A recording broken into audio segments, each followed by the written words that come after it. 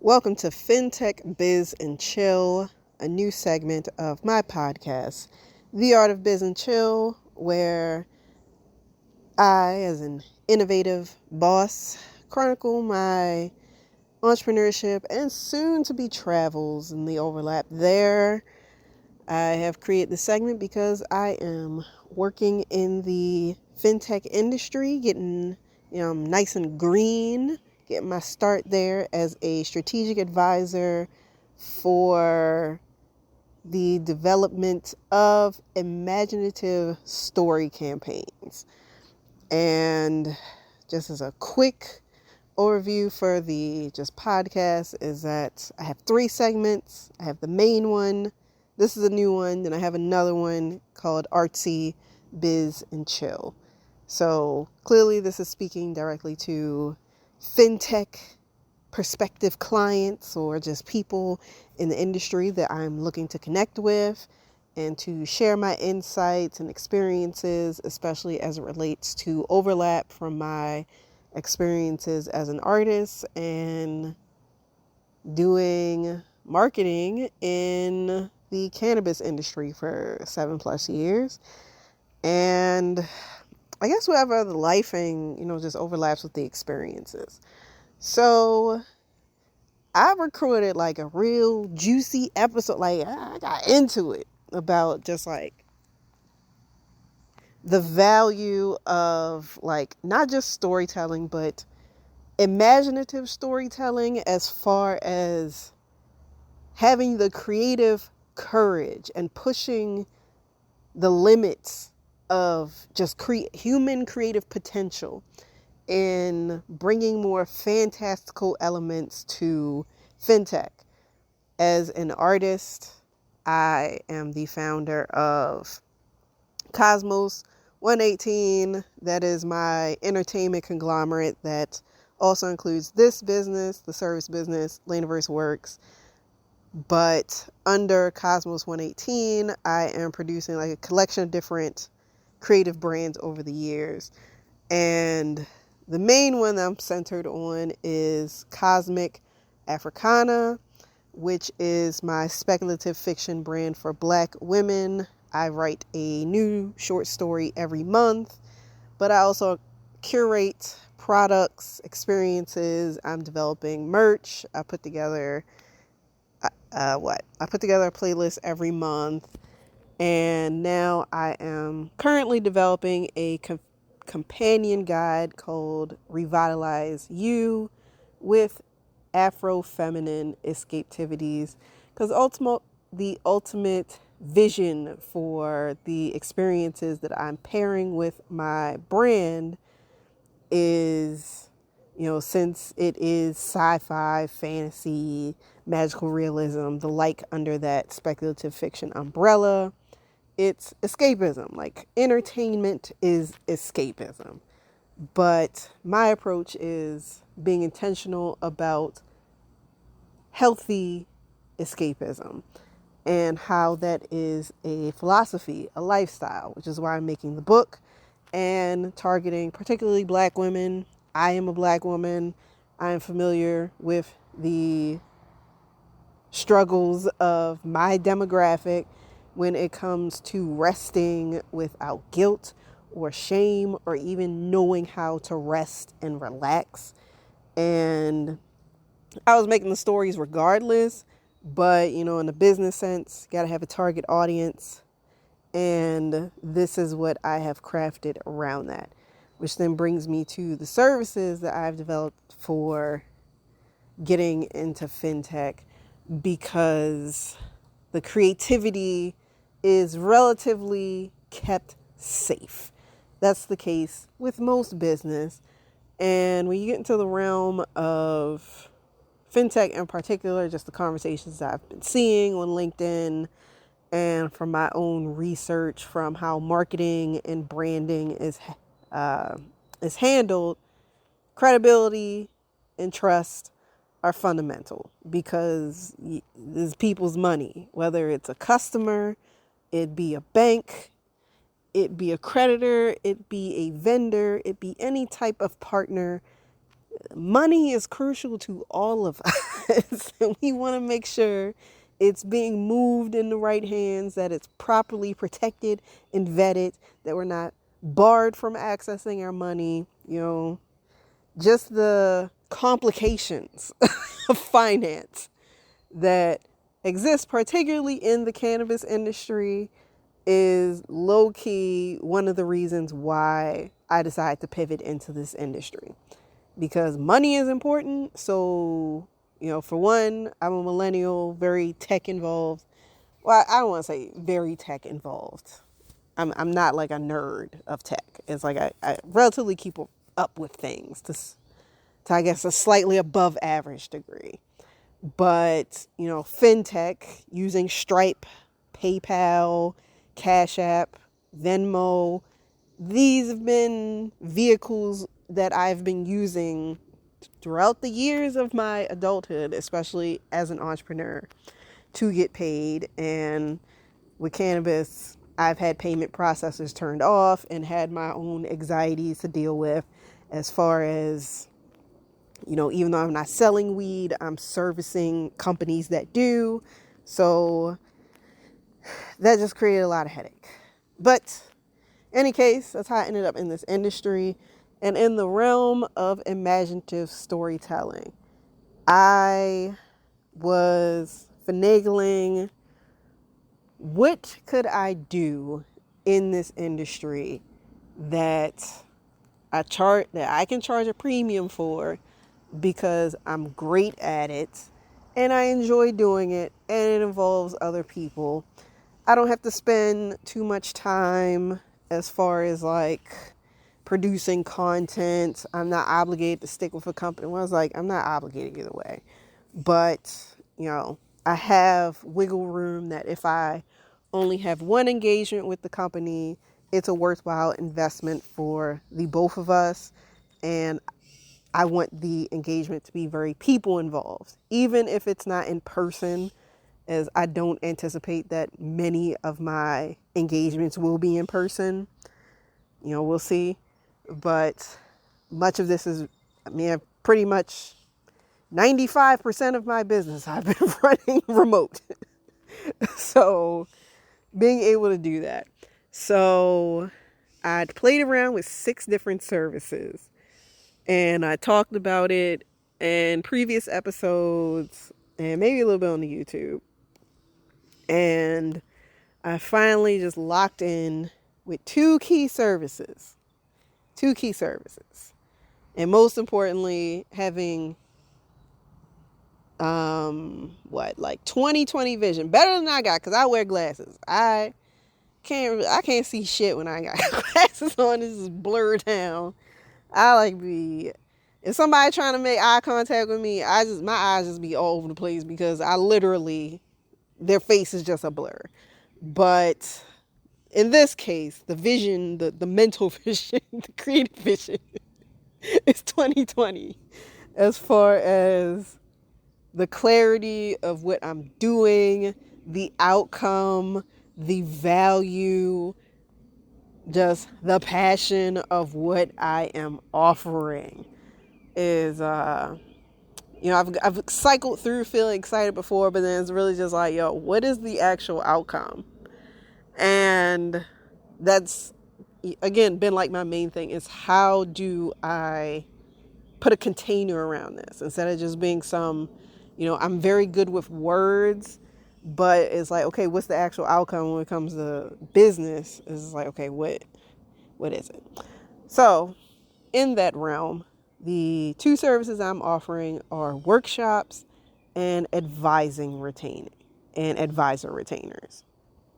So it's 1 workshop and 1 advisory container. So just these 2 services. And with the workshop, that is for 2 days. And it is the other thing that I wanted to do with like the campaign building with the imaginative storytelling is, it's not just about me, I want team involvement. There's just something so satisfying. Maybe it's just like making anything or like cultivating a garden. I haven't raised kids. Somewhat. I've influenced kids, but I don't have kids. But there is something rewarding about helping to cultivate greatness or curiosity or potential in another being. I mean, it even goes as far as like, I had my dog, King Shrimp. I love that guy. I miss him. And, part of cultivating his potential was just giving him more freedom than he ever had. Like, I'd walk him, some of y'all probably hate this, and I like walked him with no leash. I took him out to a park and he got to run, and I would run and chase him, and we had like a good time, and he was so happy from that. And it's like, there is just that's a part of like humanity, is just a deep aspect of our humanity, is being able to just have the free range, but kind of guidance with the free range of what you are capable of navigating within yourself. So the main thing, again, with me really wanting to work with people in the service, is as opposed to, I have some client calls and then I work on the shit and then I come back. It's like, no, I want most of the time invested with interacting with my clients and their team in a collaborative fashion. So it's not just me telling this story, it's I'm bringing together everybody's ideas, even if that shit fucking sucks or it's whack as all hell. It's like, okay, maybe, if we take some seasoning from so-and-so and then take it from this, that, and put it together. All right, now we got something. Now we cooking it. Now we cooking with gas. Because what you was talking about is just a fragment. But, maybe we can grow from this fragment. So just being able to create that environment and to encourage creative confidence and courage in individuals. It doesn't just have to be with the marketing team or the branding team. It can even be with the executives who are signing off on the decisions. It can be from a whole nother department.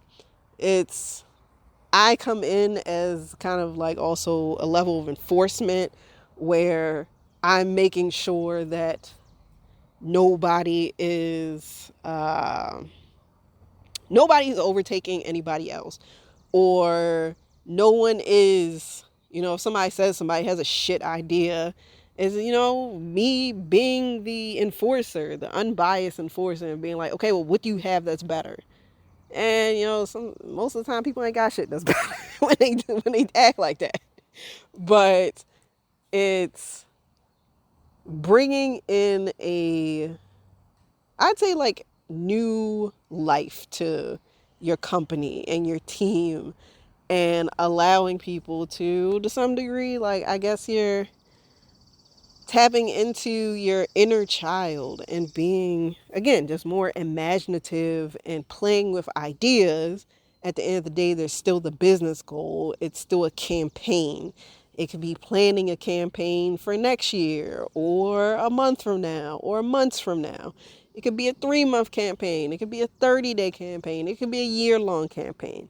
But the whole point is that we are locking in whatever the business goal is, whatever the KPIs and the metrics are, and also elevating, evolving the way that storytelling is being handled, and bringing in whatever fantastical elements that, of course, are going to line up with your brand strategy, or potentially you want to experiment with taking your brand in another direction, or positioning your brand with a new kind of perspective that will create a new level of just emotional resonance with whomever your target audience is. Even if it's bankers or investors, like, I'm pretty sure they still watch movies.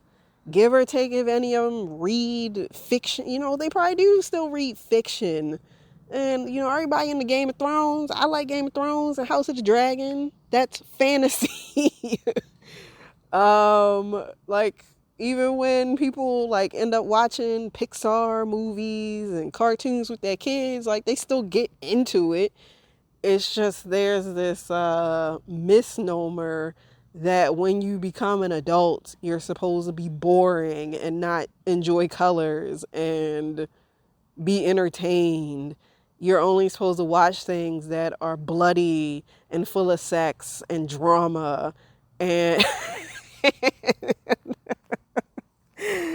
and only reflect the world around us, because we don't have enough of that. We have so much with technology, and this just is it's a way to push beyond the default to AI, because AI is being used to replace creativity. And as you'll hear in the episode now, the next FinTech Biz and Chill episode that I'll release once I edit it,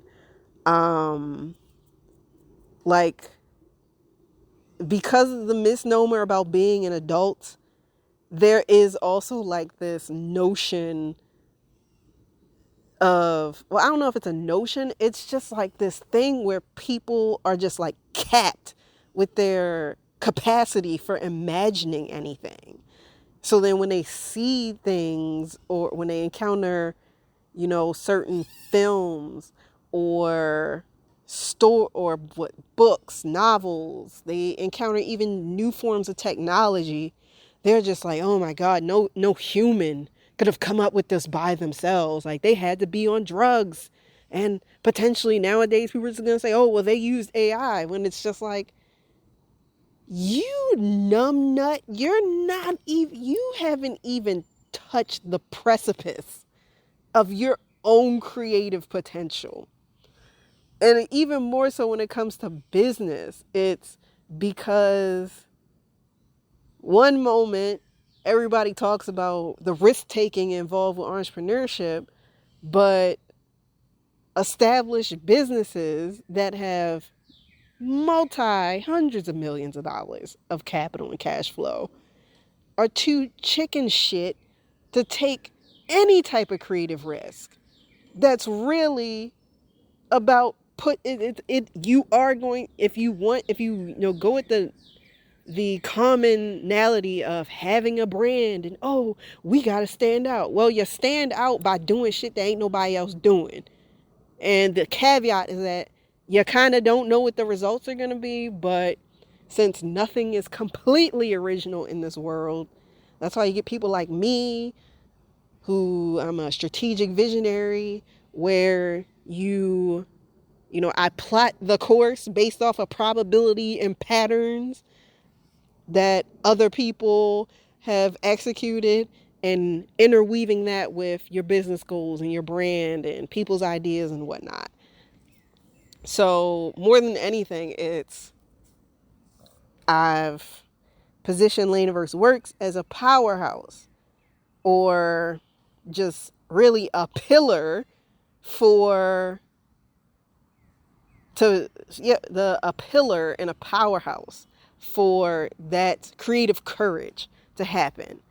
Because it's like, oh my God, based on some of the clients I've worked with, and I guess like my own bullshit, but just like the level of anxiety and fear that people have about taking any type of chance, or just taking 2 steps outside of what's quote unquote acceptable and normal.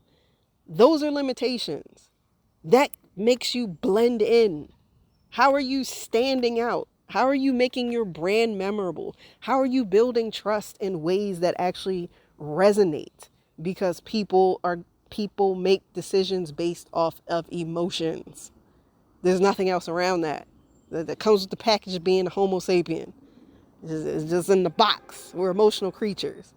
So being able to go further with your storytelling, where you remember Toy Story, you remember Lion King, you remember specific moments in these movies, be it, I don't want to say Avatar, but especially if you've seen the movie Sinners, there are memorable moments in all of these films because they made you feel something.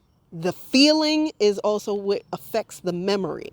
So being able to do that, and then of course, what they say about the effects of storytelling and the scientification of storytelling and the biology and anthropology that you need to justify this simple thing that works for business, because at the end of the day, all this is just being human and having conversations and building connections with each other through emotions and memories.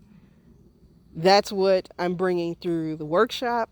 And then with the advisory service, that is for 3 months. And pretty much that is, the workshop is us putting together the campaign.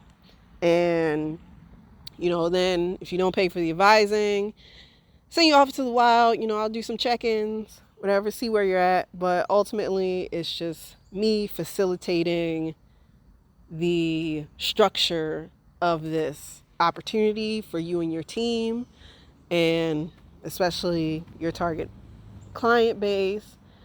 But if you then want to invest in me being along for the implementation process and also aiding in whatever internal shifts may need to happen, that's what the advisory service is for. Or maybe you just want to get into the advising. My main thing is having the workshop to see if we're even keel, because if the workshop, sure, I'm gonna make sure you get results. You're gonna walk away with what you can use. But at the same time, if your team ain't up to par to actually executing the shit, or people got issues with me, I don't have issues with people until they have issues with me. So if you got some people who are off with their self-esteem and feel some type of way, I'm not sticking around and tolerating that. That is why I am the very candid advisor, because I am going to be very direct. I don't do passive aggressive work politics. We not speaking Game of Thrones. I'm not tolerating it. So if that is coming through in a workshop, hell no, I'm not sticking around for no 3 months. So that's kind of a part of the whole process. So the actual names of the services are, I be feeling the names I come up with. I'm so creative. for the 2-day Imaginative Story Campaign Workshop, that is called the Biz Chill Narrative. And then for the 3-month advisory that you will earn the privileges of having if we have a stellar workshop together, is the Jeweled Hibiscus Advisory, or Jeweled Hibiscus Advising. One of them 2 words. But what is this bird calling me? Those are the services. If you want to learn more details about them, if you want the breakdown, you want to present the info to your decision makers, to your team, or you just want to share it with the world, by all means do that. You can go to LAINAVERSEworks.com, and it's on the services page. And, there's respective pages for each of the services, whether, just if you're curious about the Jeweled Hibiscus advising and want to take the first step with arranging the Biz Chill Narrative, you can book a free 20-minute call so that we can get to know each other. If you feel like you are ready to rock and roll and you want to, dig into what this could look like for your team without thinking that I'm going to give you free advice that you can just leverage and not pay me for, there is the 50-minute clarity call where we will get into the weeds of things, thinking with the thinking of moving towards, closing the deal. And just so you know, we not negotiating a price. The price is the price. So that is all. Thank you for your time. And be sure to also follow me on platforms that are conducive to you. I am very active on LinkedIn, Reddit, and I have a YouTube channel for the Art of Biz and Chill. And if you are interested in my art side of things with Cosmic Africana, or you're just curious, I have a separate Substack for that. That is All Things Lainaverse. And again, Cosmic Africana is the speculative fiction brand, and the companion guide that I'm selling is called Revitalize You with Afro-Feminine Escapativities. Also, of course, be sure to subscribe to the Art of Biz and Chill Substack. All the things that I have thrown at you, all the links are in the show notes. So you can go there. And if you want to send me an email or anything, I also have a direct link to the form on my site. I've had a bunch of spammers. I guess they pulled it from LinkedIn. I've just had a lot of spam email. So I just don't want to drop my email. So there's a direct link to the form if you have any questions. I mean, shit. I had some dude I went to high school with fill out a form because it wasn't even for business. So if you ain't got no business stuff to talk to me about, don't contact me. Just don't. That's some loser type shit. All right. I don't talk to losers. So with that said, also, if you've been picking up what I've been putting down, you want to send some coins my way, there is the Buy Me a Coffee link also in the show notes. I don't drink coffee unless it got liquor or weed in it, to keep it a buck. I'm more of a tea lady. So either way, if you've gained value from sharing energy with me, by all means do that. Check out the previous episodes, and I will catch up with you in the next episode. Deuces for glory and pleasure. Malainayo.